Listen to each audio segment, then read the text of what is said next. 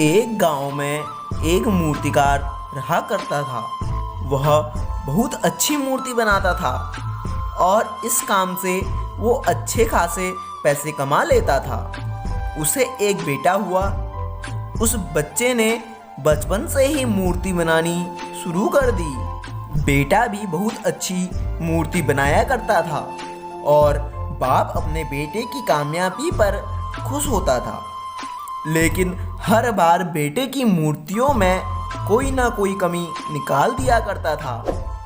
वह कहता था, बहुत अच्छा किया है, लेकिन अगली बार इस कमी को दूर करने की कोशिश करना। बेटा भी कोई शिकायत नहीं करता था। वो अपने बाप की सलाह पर अमल करते हुए वो अपनी मूर्तियों को और बेहतर करता रहा।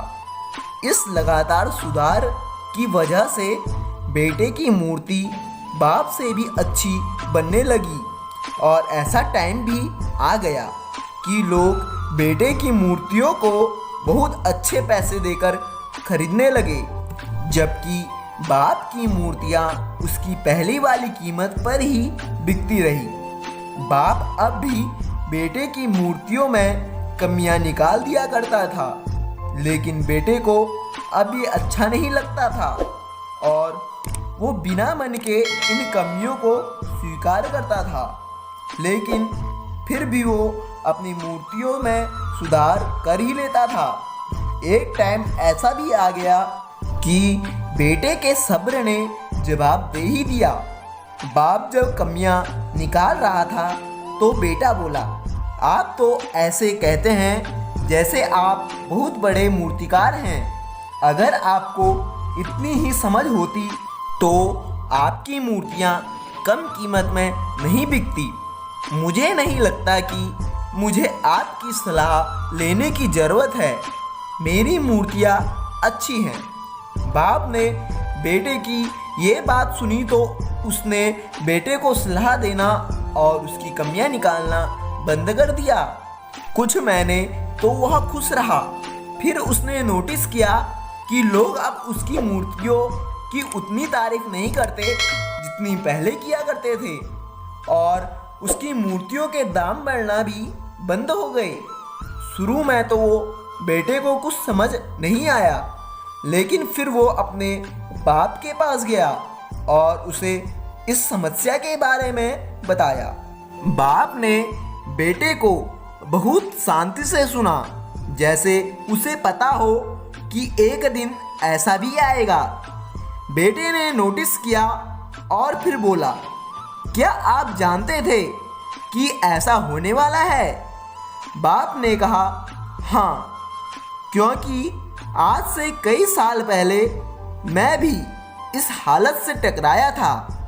बेटे ने सवाल किया, तो फिर आपने मुझे समझाया क्यों नहीं? बाप ने जवाब दिया, क्योंकि तुम समझना नहीं चाहते थे। मैं जानता हूँ तुम्हारे जितनी अच्छी मूर्तियाँ मैं नहीं बनाता। ये भी हो सकता है मूर्तियों के बारे में मेरी सलाह गलत हो, और ऐसा भी नहीं है कि मेरी सलाह की वजह से कभी तुम्हारी मूर्तियाँ बेहतर बनी हो। लेकिन जब मैं तुम्हारी मूर्तियों में कमियां दिखाता था तब तुम अपनी बनाई मूर्तियों से खुश नहीं होते थे।